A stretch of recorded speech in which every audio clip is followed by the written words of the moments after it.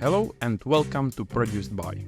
Just quickly before we begin, if you enjoy the show, please consider supporting it by joining our Patreon. You can choose from a list of memberships and will receive some exciting rewards. Thank you, and back to the episode. Hello Chris, thank you for joining us today and welcome to the show. Thank you very much, happy to be here. So Chris, can you please introduce yourself? Yes, I'm Chris Browne. I am currently the Global Visual Effects Supervisor at Sony Pictures Animation, and I'm also an independent filmmaker and a visual effects supervisor. Mm-hmm. So I always start to discuss a bit of your background. So can you tell us where do you come from and maybe something about your childhood? Sure. I was born in Montreal, Canada, and I grew up predominantly in Ontario in a small town north of Toronto. And just as I was growing up in this it was a very small, cold, wintry town and not a lot to do. So I got very interested in filmmaking and I started playing and experimenting with my parents' old VHS camcorder. And I would start making these movies with friends. And I just really fell in love with the medium and sort of directing and getting them to act. And I also played with animation, stop motion animation, traditional animation, and it just became sort of a passion of mine that grew to where I'm working and what I'm doing today. So you were interested in film or animation from a young age? Very young, like I probably grade 3. I remember young age, I was saved up to get my own VHS camera so I can just start using it all the time with friends. So that was of like the thing. Were there any influential films that you remember? That's a really good question. Are you talking about way back then when I was young? Yeah. Oh, I remember being really into Back to the Future, Gremlins, like just weird horror kind of creature feature movies, the ones that I was actually allowed to watch. And I was really fascinated with Hitchcock as well. I really loved the suspense and I really enjoyed that. Yeah. So then once you decided to pursue this kind of career, how did you start? Did you just, go to university, study at schools or take some courses? Well, actually, what happened was I really wanted to pursue this, but I thought it would probably make sense to get a Bachelor of Business degree to sort of something to fall back on, an alternative path, because filmmaking could be so risky, and even the CG animation industry and visual effects was really in its infancy at the time. So I was in business school, but I remember on lunch breaks or in evenings, I was always learning on my own how to do visual effects and CGI, and I would still be filmmaking in my personal time. And I really just wanted to pursue it 100%. So actually, after that, I went to animation school and I applied, and I showed a sort of demo reel of my work, and they said because I had advanced so much on my own that I only actually had to go to school for 6 months to get my degree. Oh, so really? I went for yeah, it was pretty amazing. And then after that I went to animation school. I created a short film when I was there, and it started doing well at the film festivals. It got into about 18 international film festivals. It won some awards. So that was kind of the validation I needed to sort of keep going. So what kind of animation was it? It was sort of this supernatural creature animation. So it's sort of like a animated thriller, I would say. It's kind of like if you think Jack the Ripper, except it's got creatures instead of a person who is abducting people. But I mean, it was a very short film, but very moody, and so had sort of a very interesting kind of feel to it. And what type of animation? It was CG animation. CG, yeah. 3D animation. Because I can imagine that back then the software and the tools weren't as advanced. Yes, yeah, it's true. They were pretty primitive at the time. I was using Softimage. Oh, I don't even know what it is. Well, it changed to XSI, and then eventually was the company was purchased by Autodesk, and now it's just all Maya. So. Okay, okay, yeah. And as you mentioned, it was successful. It went to festivals. So Mhm. did it help you to kind of step into the industry? I would say so. I mean, it was a good showcase of what I could do, Hmm. and I think it sort of caught the attention of some, certainly the people in the school that I was in. Like a lot of the professors were interested in what I had done and wanted to share the video amongst the staff, and it started gaining some momentum. And through that, I sort of got some of my first work in the industry, I would Hmm. say.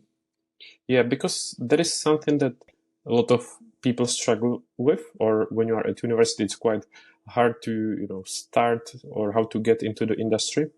So, Mhm. can you maybe give some advice when it comes to this? Sure. I mean, it was a different situation when I had graduated, but what I can say is, obviously in school, do the best work that you can, focus all of your time and energy on it, because that is where you really can push yourself to the max. I remember when I was in school, I was early 20s, so I would hang out with friends and stuff. And then I just started noticing that the people who were sticking around later and putting in that extra effort, their work just started excelling much faster. So I sort of quit all my sort of personal activities during that schooling time so I can focus 100% and try and get the best work and knowledge possible. So Hmm. I would say for advice, basically try and excel and get as much feedback as you can from industry professionals on the work that you're doing and actually put the work in to implement it. And there are a lot of forums online where you can post your work and get critiques on your work, and you'll really start to get a feeling of when your work is actually starting to get at a very professional level, because Hmm. it'll start getting noticed and you'll start getting more compliments than you are getting sort of critiques on it.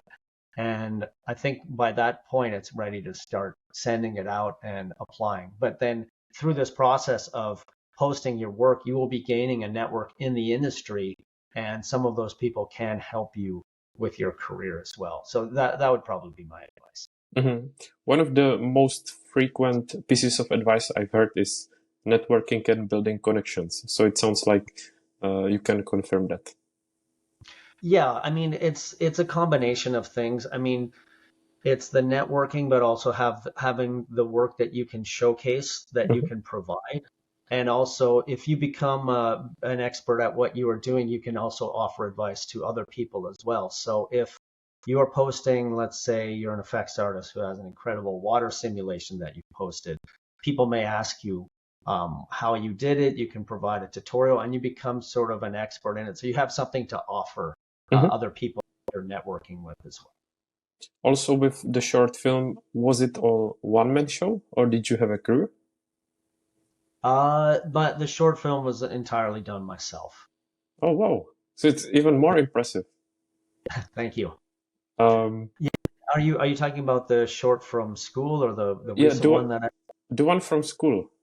Oh yeah, yeah. That was done entirely myself as Oh, well. then all the praise went just to you. Yeah. Yeah, all modeling, animation, compositing. Hmm. Um, yeah, I Cool. just have a real interest in sort of every stage of these project making. So I Hmm. really wanted to get my hands in all of it. Yep.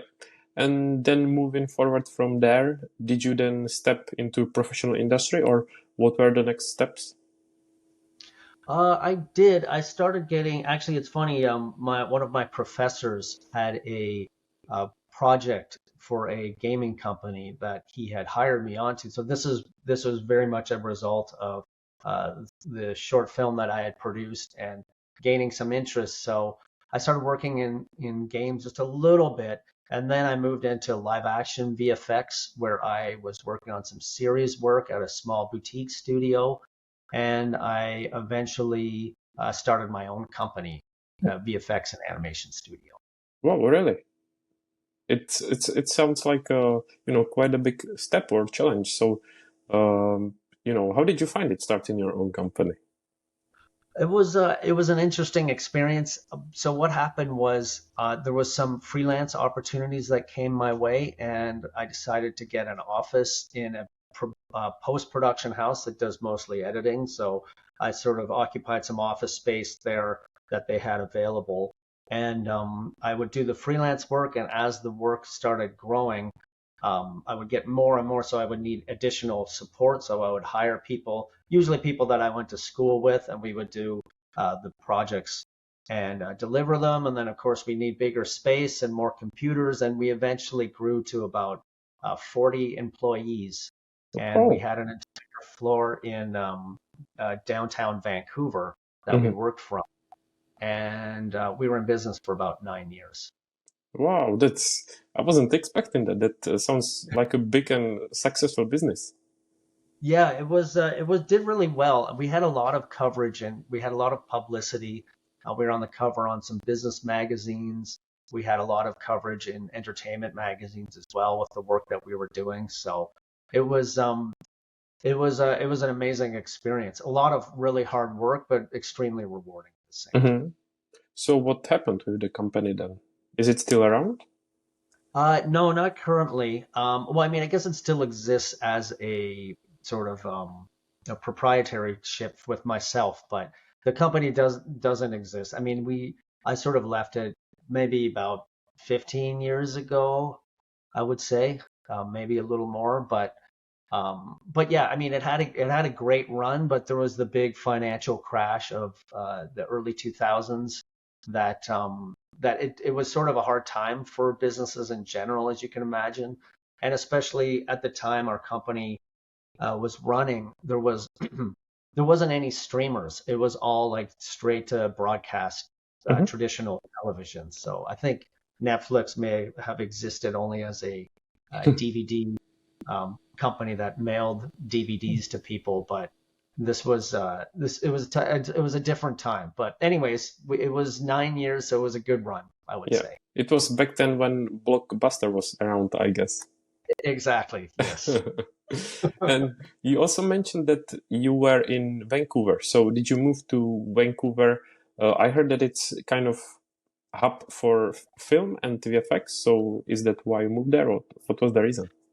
You know, actually, when I went to business schools, when I moved to Vancouver, so it was just kind of a happy coincidence that it became this big hub for animation and visual effects. So I really lucked out that the uh, the the industry that I pursued happened to be very thriving, very much thriving in Vancouver. So it was just sort of coincidence, I guess you could Mhm. say. And is the situation still the same there? That it's thriving, if we consider not the impacts of the recent strikes, but in general?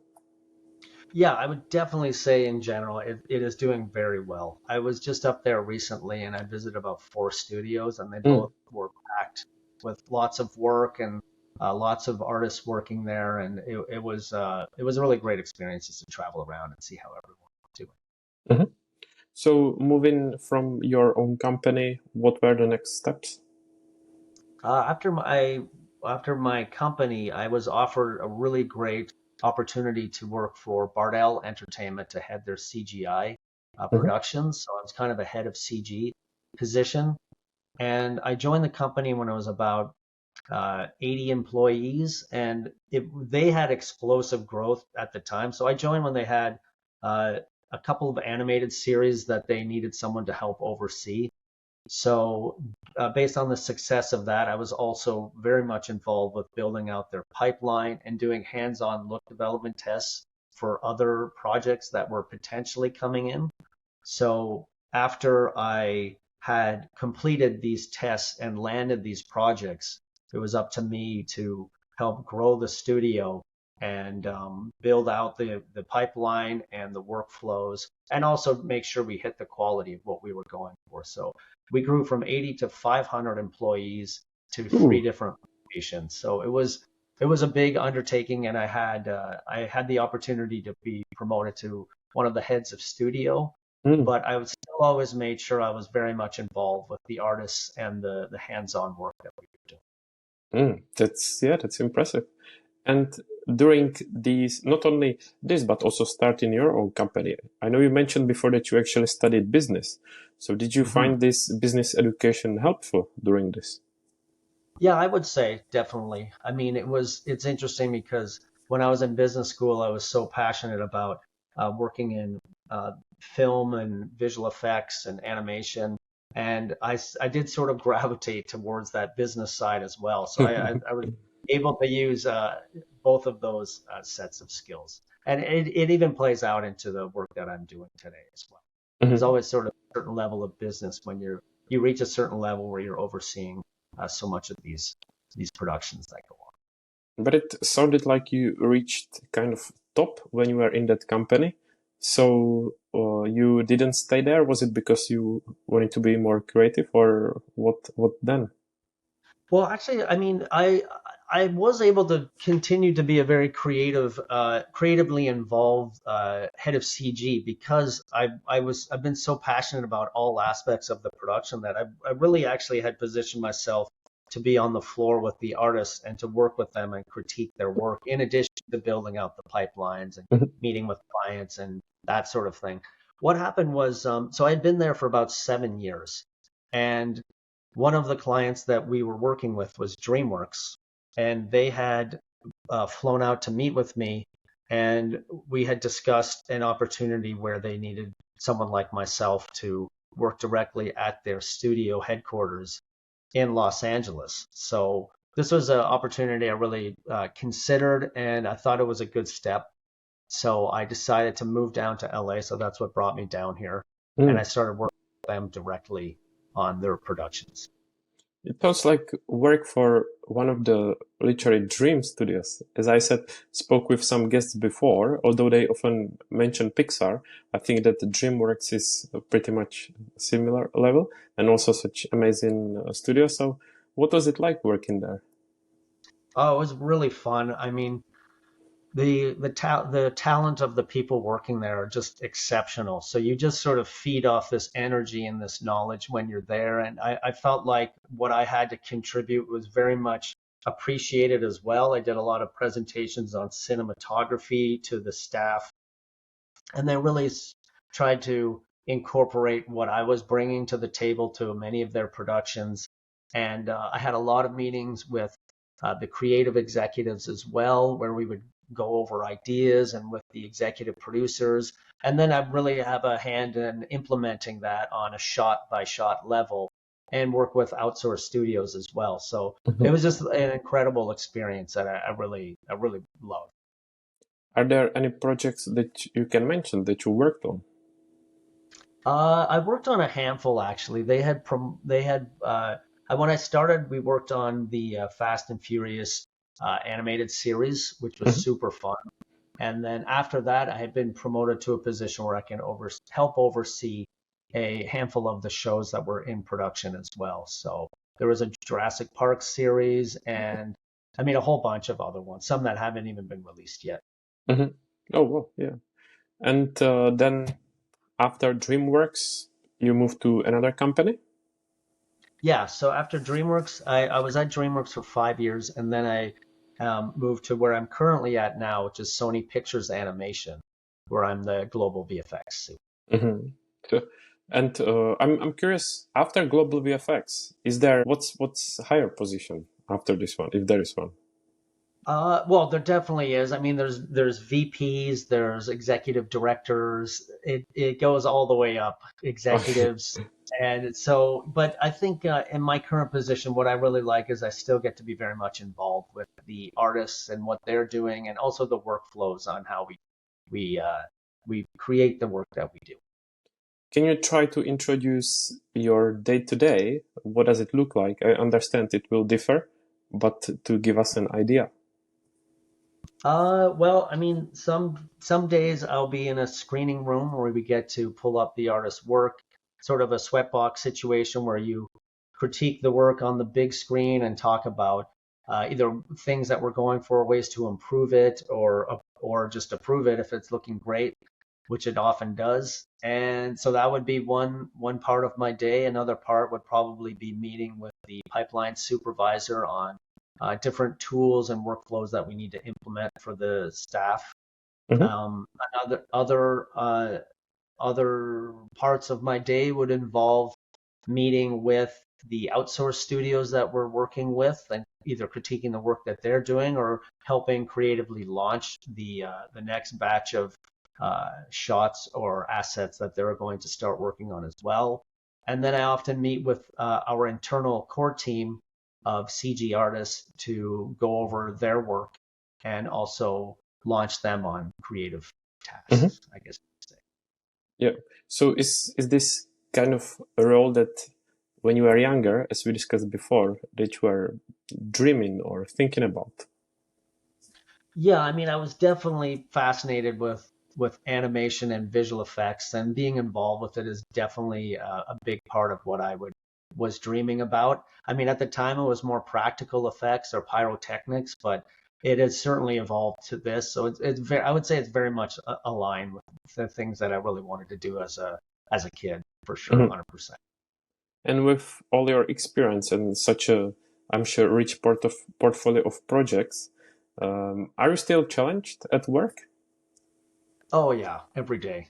Yeah. The uh, the thing is, not only does the technology keep improving, but also the quality of work from other studios, from independent artists. So we always want to be on the cutting edge of what we're doing and always try and sort of push the quality. And by quality, it is either the cinematography or the build of the CG models or the surfacing or anything to approach storytelling in a kind of unique and very effective way.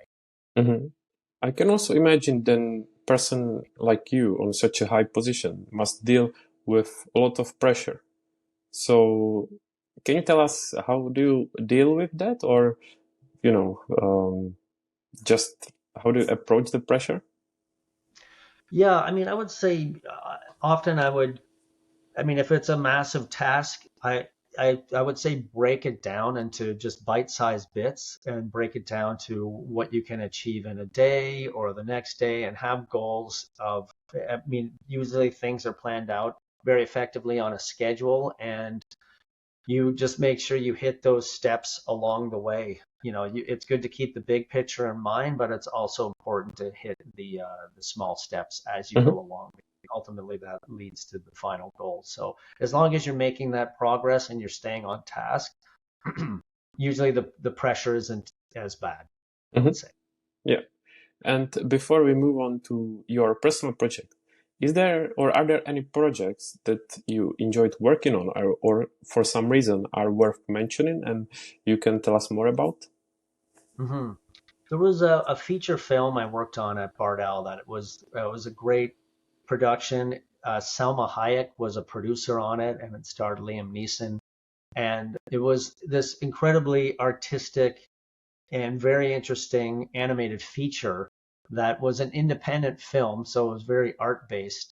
But it was so unique as a project to work on because it was so unlike any other production I'd been a part of before, just because of the storytelling and everything. And it was directed by Roger Allers, who directed the original Lion King.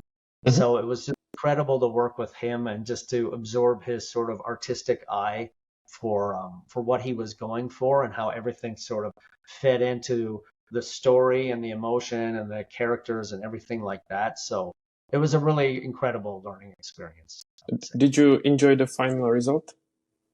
I did, yeah, Yeah. yeah. We had a couple of big screenings for the staff at a theater, and it was a big event, and it was just incredible to see it Mhm. on big screen.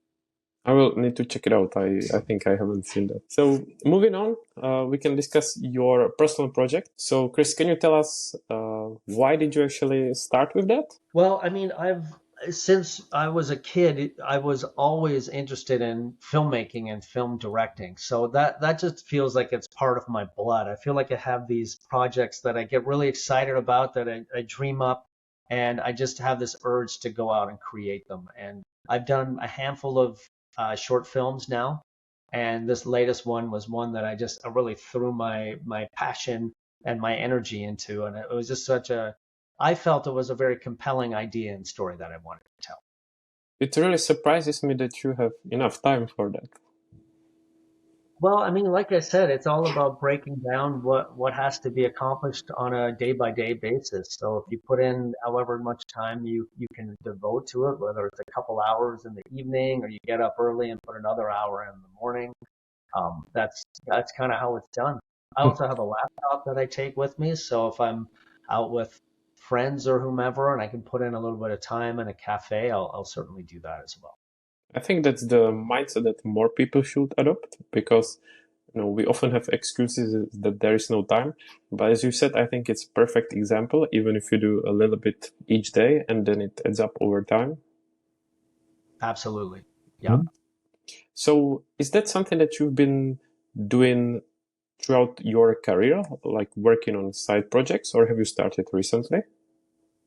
It's pretty much been ongoing throughout my career. Pretty much, except I guess when I had my own company, I mean, just an example of a great thing about running your own company. Sometimes you can decide your level of involvement on the projects that you do. So when I had my own studio, I was able to write and direct some television commercials that we worked on because we had established such a great relationship with the companies that we had worked with.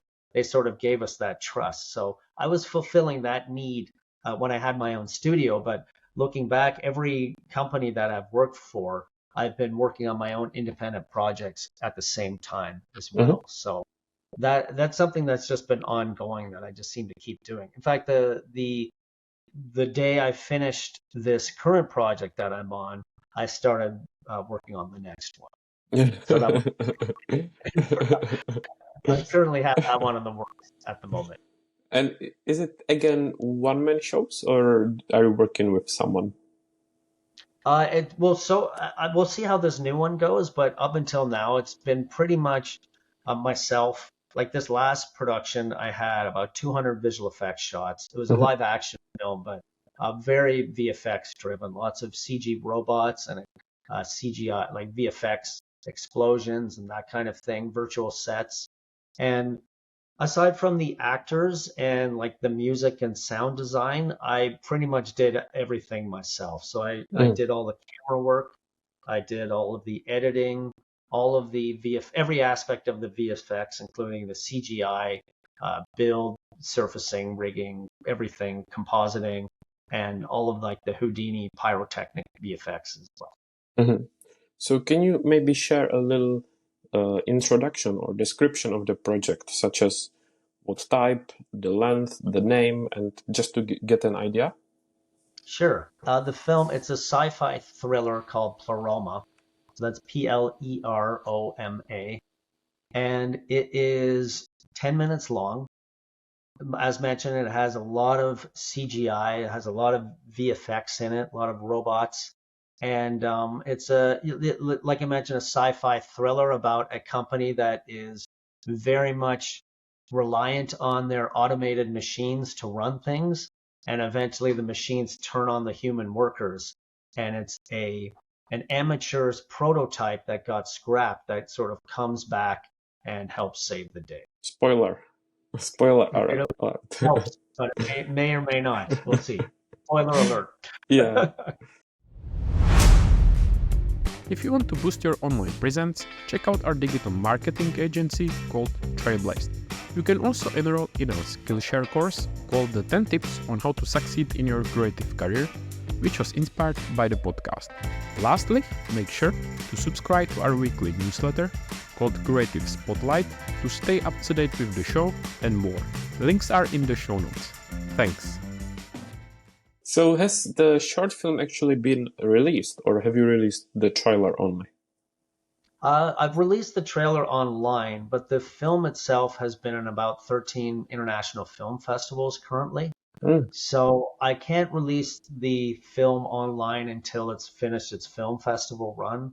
A lot of film festivals want sort of a premiere status or a non sort of like theatrical only status for them to qualify into the film festivals. So I'm sort of waiting for it to finish its film festival stint before I put it online for everyone to see. Do you know when roughly it is going to be? I would say probably early fall, I would Hmm. say. Yeah. Yeah. And did you hear from any festivals back? Did it meet any success? Oh yeah, yeah. No, it's been accepted in 13. So it's screened in 13 film festivals so far, Hmm. and there's a handful I'm waiting to hear back on, but it's also won some awards as well. It won the I'm not sure if you're familiar, but it won the Leo Award for Best Visual Effects. So that's one of the top film and television award ceremonies in Canada. So Hmm. that was an awesome one. Oh yeah. But it's also yeah, it's doing the rounds currently. I think it's going to be in Montreal in a couple of months, screening the Hmm. film. So I'm not sure if you mentioned it, but did it go to international one or only North America or US and Canada? It's been throughout North America and Europe. Hmm. So it's been in And some European film festivals. do you have even higher ambitions, such as to make it into the feature if it was if Yeah, it's I mean successful? that. Yes, and thank you for asking. That is a big goal. I mean, this film and the previous film, I made a previous another sci-fi thriller about alien abductions. So both of these films, I have actually written a feature film script for. So the intent is to make a feature film Hmm. from these shorts. So like a feature adaptation, I would say.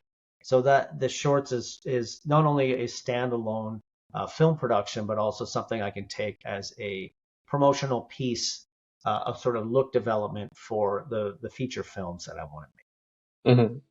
Yeah, I mean, I cannot imagine the scale of such a project and uh, everything behind it. Because, of course, I watched the trailer. It looks impressive, and considering that it's done by one person, very well done. Um, can you say, Chris, what's the budget of such a short film? make. Oh, yeah. I mean, honestly, it wasn't a lot. I mean, I would say the budget would be. It's hard to quantify because if I bought a computer, is that? I mean, I use it every day. So is that for the film or is that not? So I would Yeah. probably say, I purchased some film equipment. Again, I repurposed film equipment from my previous film. Now I bought some that I'll probably use in the next one. So, I mean, it was what I probably spent, including a computer, would probably be between uh, $5,000 to $10,000. But again, it's equipment that I'm just gonna keep using and Hmm. repurposing. It's a Yeah. little bit hard to quantify, but I mean, I have a drone that I used for the film as well. So it all just kind of plays into the mix. I mean, I guess my time, but it's not like I was paying myself, so it was just sort of a passion project, I guess Yeah. you could say.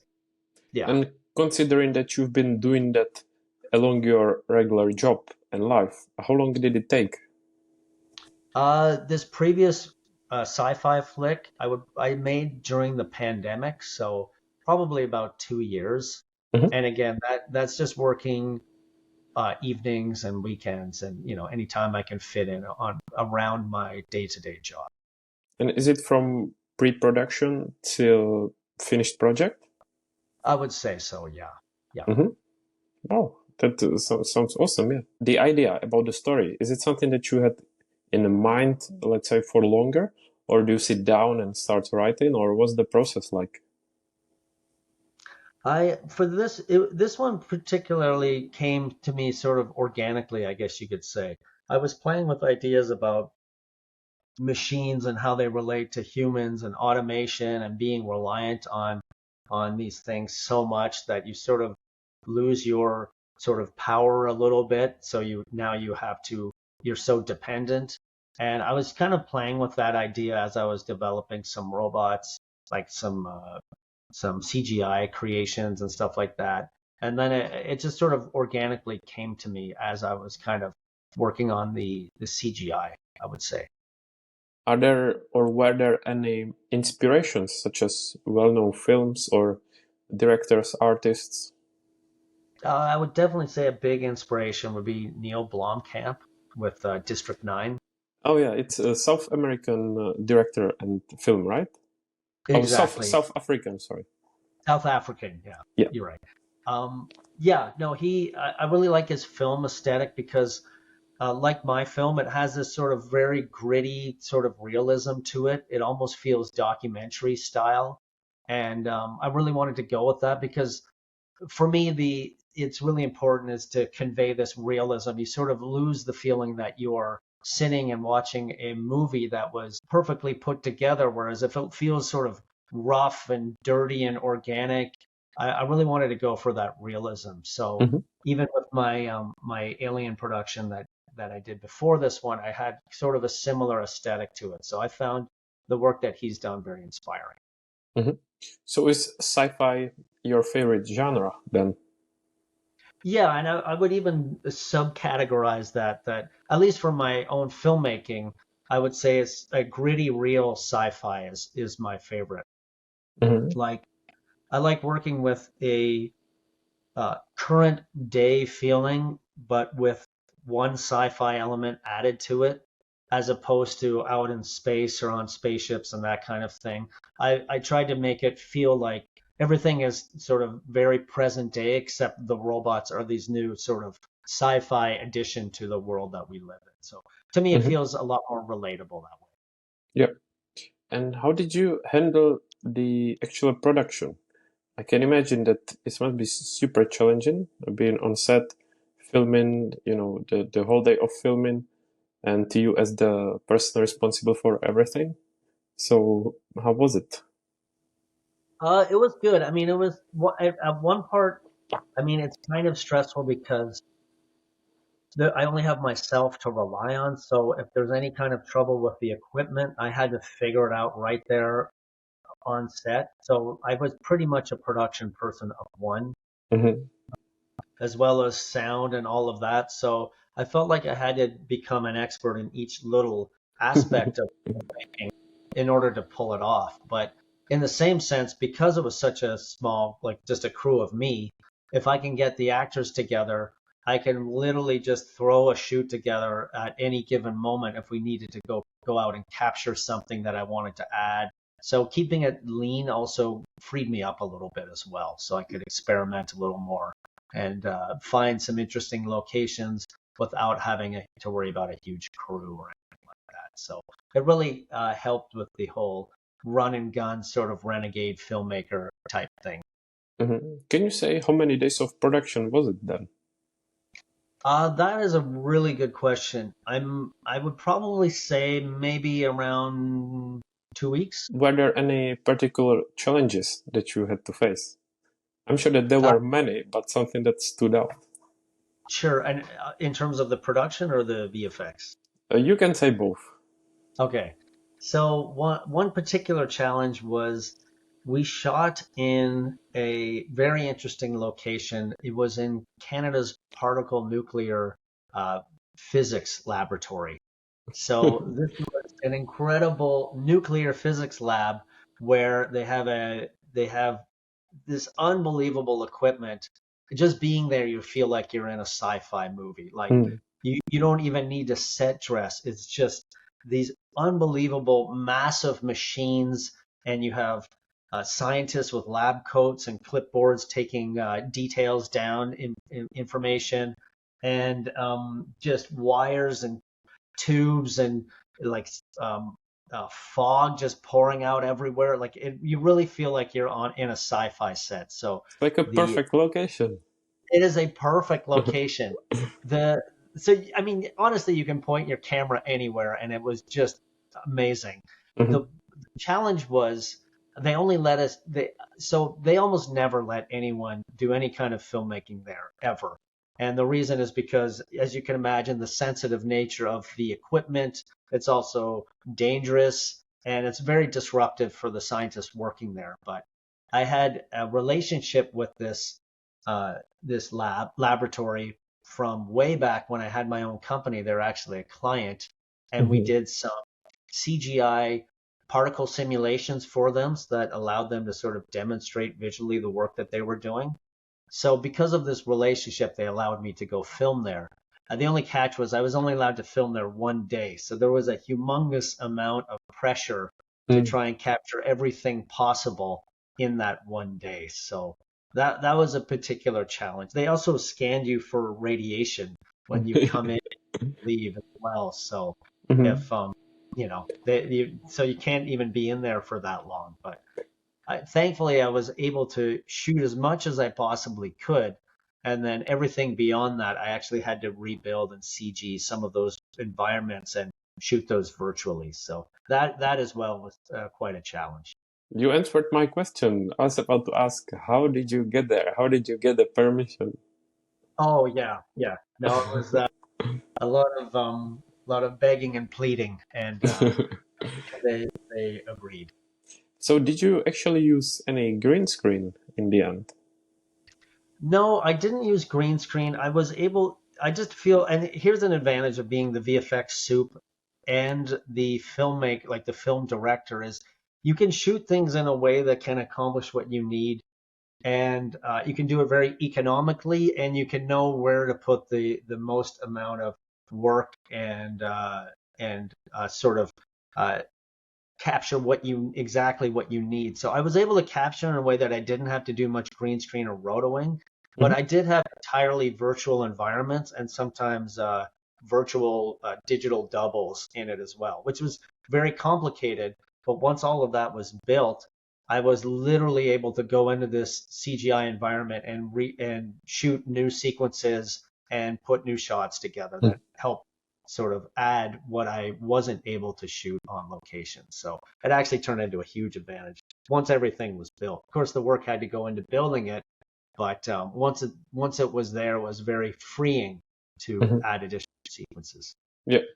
And if I remember correctly, you said that you were filming in Canada, but you work in LA. So did you go there just to film, or what were the circumstances? Yeah, I went there to film just the sequences with the particle physics lab and a couple of locations around there, but I would say the exterior shots were predominantly done in LA, and Hmm. the interiors a lot were done in Vancouver. Hmm. Yeah. So then moving to post-production to and Mhm. VFX. As you as a professional in VFX, can you tell us more about the process? Sure. I mean, on set, I captured what a VFX supervisor would typically do. I captured the HDRI images. I captured a DaVinci color chart, gray ball, mirror ball. Did all the measurements possible to be able to integrate the CGI with the live action. So I had everything very well organized that way. I edited, like, there were humongous sequences of just robots in it over the background, so you don't see any actors. So I had to do sort of a rough edit of what clips I thought would work best, and then do sort of I guess what they call not a previs, but a post-vis. So I would put the CG characters in there and just try and line them up and see if it's all working as a storytelling sequence. So I did a lot of that. I built a lot of tools to help me work. So one of my experiences working on in productions with a huge amount of artists, like in the realm of 500 artists, I was very much involved with pipeline, building tools that can automate processes that the artists don't have to do so they can focus on the creative and not the repetitive tasks. Hmm. So I took that approach to myself. It was kind of like the opposite. Now that I'm only one person, I needed to write tools that don't tie me up doing a lot of things because I'm only one person. So I would spend the time building pipeline tools. So I built my own Alembic cache pipeline. Right now, I've rebuilt it to be a USD pipeline. So that works with my production, so I can work very efficiently that way. I built VFX tools that allow me to take a landscape and implement explosions that blew pieces apart based on this Houdini digital asset. And also the ground terrain that I worked in was very difficult from a VFX standpoint because it was like lots of sand and dirt. So every Hmm. time a character would interact with the environment, you'd have to see some sort of tracks left in the dirt or dirt being kicked up. So I created a production tool that allowed to take the velocity of whatever was rolling through the the ground or stepping into the ground, to take that and add realistic sort of dirt interaction that matched the environment that they were in. So those are a few challenges that I had to overcome with the production. I cannot imagine.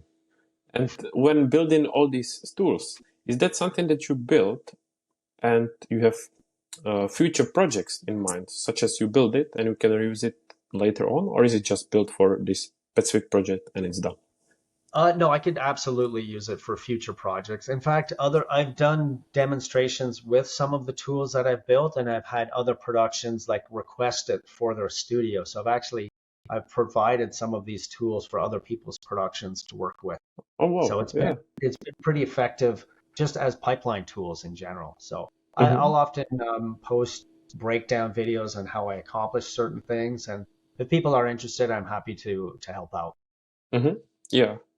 So then, I'm actually curious, since this is all the project done by you only, why is it that you don't reach out to someone for help? Is it, because of budget, or because you want to do it by yourself, or what's the reason? That's a really good question. I mean, I would say a big part of it is, I've been a CG supervisor, I've been a head of production, and now a global VFX supervisor. I personally feel like it's really important to have hands-on experience with each level of a project, so that I feel like I understand the challenges that are involved and the technological solutions that can help with those challenges. So I use it as partly as an exercise to really familiarize myself with pretty much all stages of production. I really like to just be involved. Very, very rarely on a project can you have your hands touch each and every aspect of it. So this is just a great opportunity to be able to take the time to be able to learn those skills. And you'll never develop them to a degree until you have to rely 100% on yourself. So I just feel like it's really incredible sort of growth experience as an artist and as a supervisor to be able to go through that. Yeah, that makes sense to me.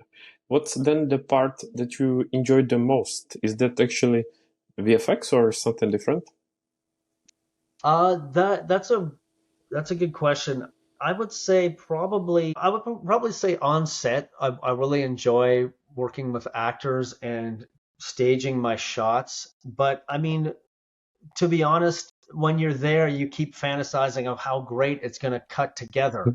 And then when you're cutting it together, you start thinking of how great it's going to look once the VFX are in there. So you're always kind of thinking about the next step.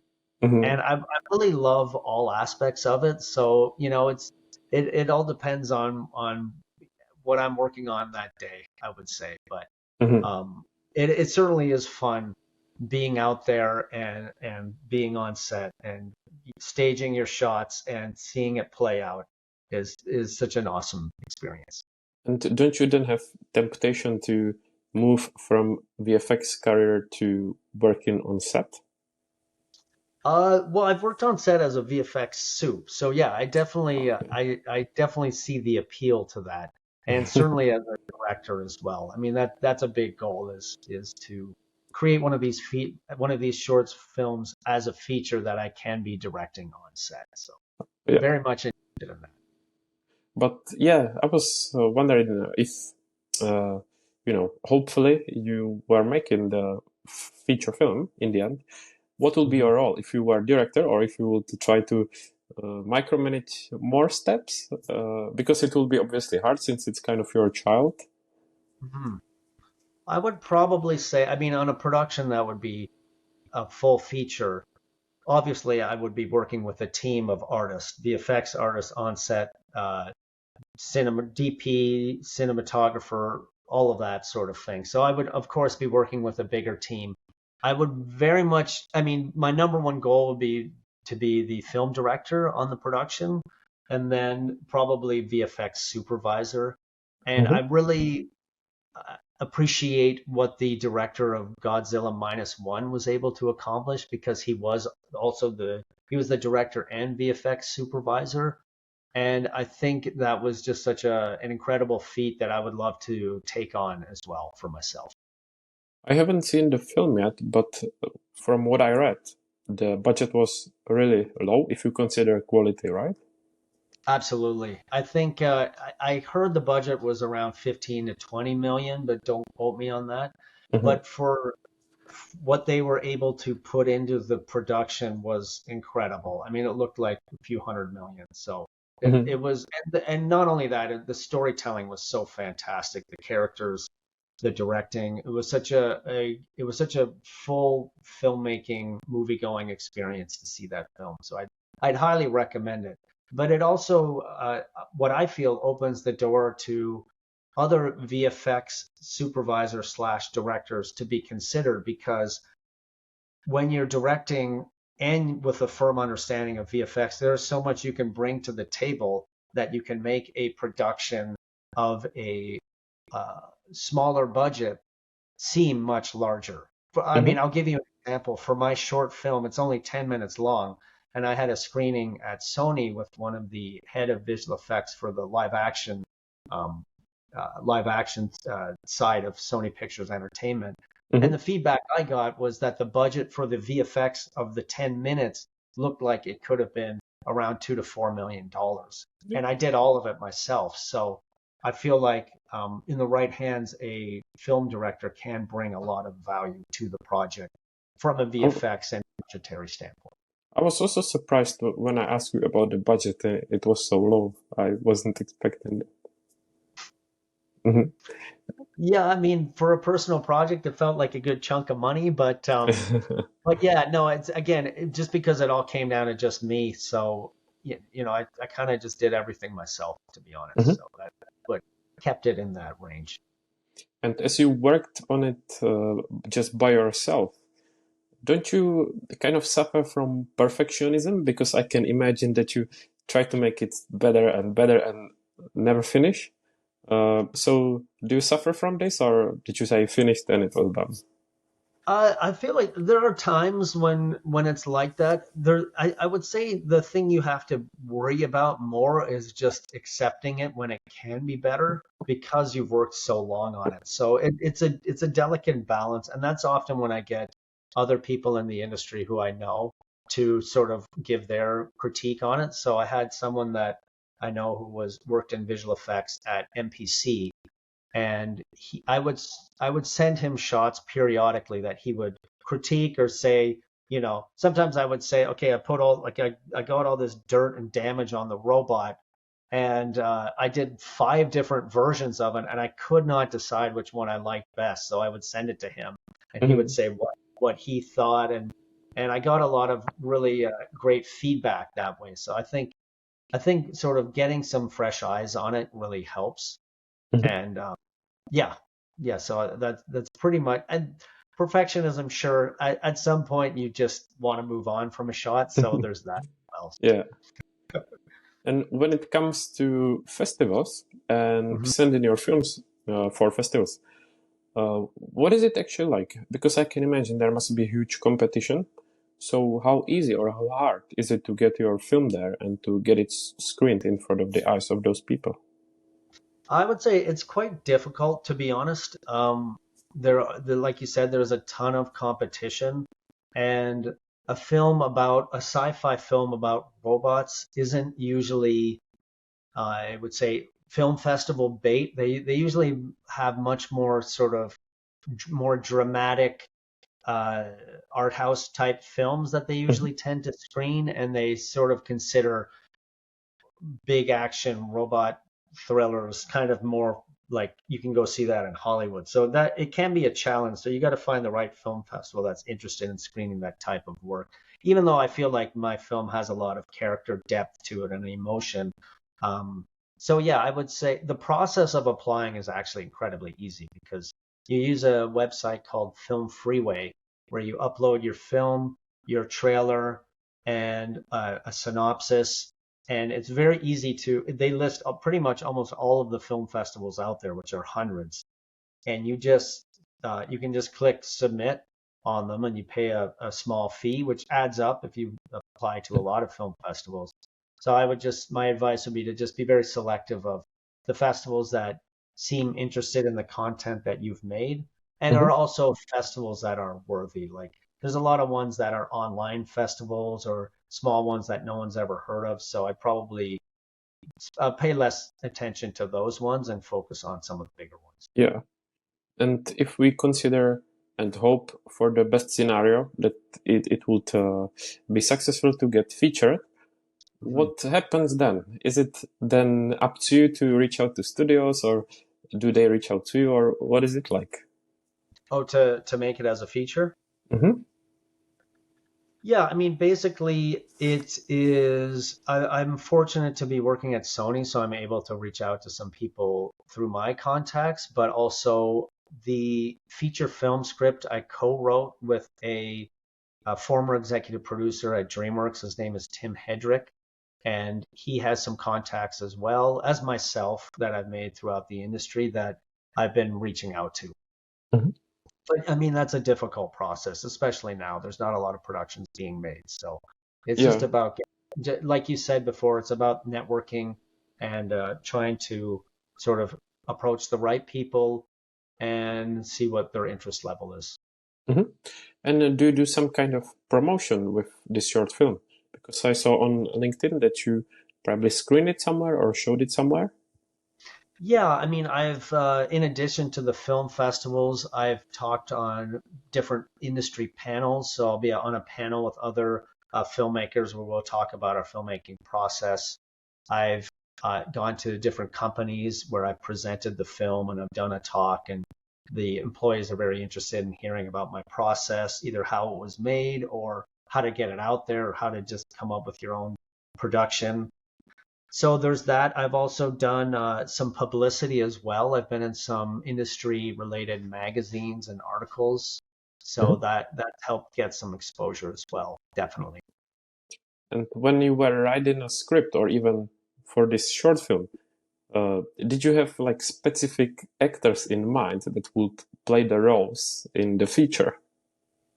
Uh, there are a few, I would say, and they're usually not the A-list actors, but more the character-driven Yeah. actors that I love to work with, just because it is sort of a very gritty, quirky kind of Mm-hmm. film. So definitely. And same question, but with people behind the camera, such as any well-known cinematographers or editors or some people like that. Uh, yeah, I haven't put a ton of thought into that, but honestly, I would probably just go to the movies that I either found the most inspirational or most similar to what I'm going for, and Mm-hmm. I would probably seek them out that way. Yeah. So, sure. Mm-hmm. And then you said that you, after finishing this one, that you started working on the next one. Is that correct? Yes, yeah, I've already started. So can you tease what is it, or it's still in the work, so you don't want to talk about it? It's still in the works. It's gonna take place in prehistoric times, so it's sort of a complete contrast to sort of the sci-fi vibe, and I really want to make it sort of like the movie The Revenant with Leonardo DiCaprio, but Mm-hmm. um, more taking place in the Stone Age. It sounds like you are picking more and more challenging projects. I like Mhm. it. And what's the stage of the film now? For this new one, Mm-hmm. I've basically built one of the environments in CG, Mm-hmm. and I'm very close to finishing the sculpt on the first main character of it. So this one's going to be entirely in CG. Well, there might be some live action components to it, but Have yeah. you got a deadline or release date in mind? For the new one, that I am not sure yet. I mean, I would love to have it finished within maybe 1 to 2 years, like the previous Mm-hmm. one. So that's kind of what I'm thinking right now. But we'll see. I mean, hopefully I'll be in production on a feature for my robot. Yeah, I was going to say that you may not finish that at all. Yeah. Well, there's definitely some. There's the larger scale, probably 10-minute version of the film I'd like to make, and then there's some sort of shorter snippets. So we'll Mm-hmm. see how much I can fill out in Yeah, that time. that sounds exciting. Yeah. So just to be aware of time, as we will be running over 1 hour, Is there something that you want to say about the film and I didn't ask you, or even to promote the film? Oh, I would say just for those who are interested, my website is Chris Browne with an E at the end, digital.com. So ChrisBrowne digital.com. So check that out. But also, please connect with me on LinkedIn. I love sharing my process and the stuff I'm working on, and also provide updates on any screenings or what's happening with this project or other projects that I'm doing. Mhm. So I would say definitely connect with me on LinkedIn and we can build our network together. Yeah, I will make sure to share it and add it to the show notes. But also, Chris, because you have such a rich and successful career, can you share some final piece of advice to the listeners? I would say just keep hungry with your personal work. Just keep at it. Keep learning. I mean, sometimes with this technology, it can be very frustrating just trying to wrap your head around certain things, especially if you have very ambitious goals. So it just takes time to get there. So just embrace the time it takes. Always keep working at it, and just know that if you're not achieving exactly what you're wanting at that time, just the sheer fact that you're working on it, you're making progress. And just reach out. You know, it's very easy to reach out to people online to get it out there. So just build your network that way, and opportunities will come to you. Yeah, I think that's a perfect message to finish with. So, thank you very much, Chris. It was inspiring to listen to you. Of course, we wish you good luck with your project. We'll be following you. And it sounds really amazing. So, fingers crossed. And thank you. It was nice to meet you. And thanks so much for having me. It's been a pleasure. Have a good day. Likewise. Thank you. Bye bye. Thank you for listening. If you enjoyed the show, please leave us a 5-star review on your favorite podcast app, get in touch to provide your feedback, or share any ideas for future guests. Thank you and see you soon.